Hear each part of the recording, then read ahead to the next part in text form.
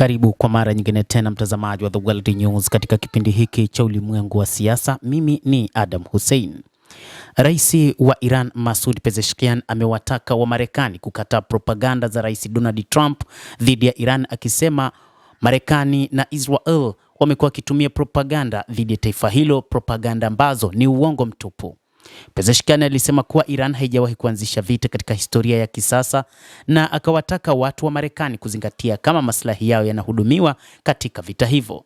Rais Masoud Pezeshkian alitoa ujumbe kwa watu wa Marekani mnamo Jumatano, akisisitiza kwamba Iran haina chuki na raia wa Marekani. Katika taarifa hiyo, Pezeshkian alisema kuwa Iran, licha kukabiliwa na ukaaji, uchokozi na shinikizo zinazowekwa na mataifa yenye nguvu duniani, haijawahi kuanzisha vita katika historia ya kisasa, bali imerudisha nyuma tu dhidi ya uvamizi. Taswira yoyote ya Iran kama tishio haiambatani na ukweli wa kihistoria au wa kisasa, na imeundwa tu kwa nchi nyingine kuhalalisha shinikizo, kudumisha ubora wa kijeshi na kusimamia masoko ya kimkakati, Pezeshkian alisema. Iran haina uadui na watu wa mataifa mengine, ikiwa ni pamoja na wale wa mataifa ya Ghuba, Marekani na Ulaya. Mkusanyiko wa kijeshi wa Iran na operesheni zote zimekuwa mwitikio wa ulinzi dhidi ya uchokozi wa Marekani na mkusanyiko wa vikosi vya Marekani katika eneo hilo, kulingana na ujumbe wake. Pezeshkian aliwasilisha historia ya uhusiano wa Marekani na Iran kama wa amani hadi mwaka 1953 wakati wa uingiliaji kati wa Marekani uliposimamisha mchakato wa demokrasia, kurejesha udikteta na kujenga kutokuwa na imani katika akili ya Wairan kuelekea sera za Marekani.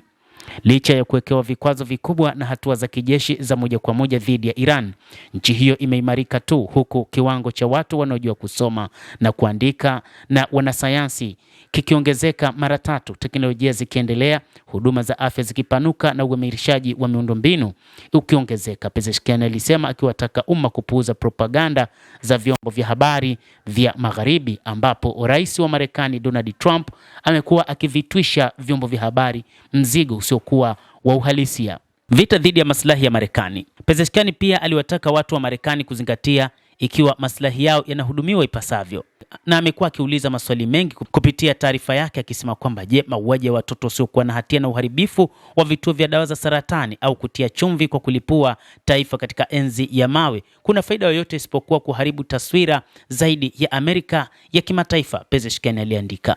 Pezeshkian pia alidai zaidi kwamba Marekani inafanya kazi kama kikosi cha wakala wa Israel na kwamba vita vilianza kwa sababu Israel imeamua kupigana na Iran hadi mwanajeshi wa mwisho wa Amerika. Je, Amerika kwanza kweli ipo kwenye orodha ya vipaumbele vya serikali ya Marekani ya leo? Pezeshkian aliuliza. Kadhalika alishutumu Marekani kwa kufanya jinai za kivita kwa kushambulia miundombinu muhimu ya Iran, akionya kwamba matokeo yataenea nje ya mipaka ya Iran na kwamba kushambulia shabaha hizo ni ishara ya mgawanyiko wa Marekani na kutoweza kupata suluhu la kudumu kati yake na Iran. Iran itastahimili mzozo huo na Marekani lazima ichague kati ya makabiliano na mazungumzo, Pezeshkian alisema. Iran imekabiliwa na wavamizi wengi katika kipindi chote cha maelfu ya miaka ya historia yake tukufu. Kilichosalia kwa watesi ni jina lao la aibu katika historia, ambapo Iran bado inajivunia, alihitimisha Masoud Pezeshkian.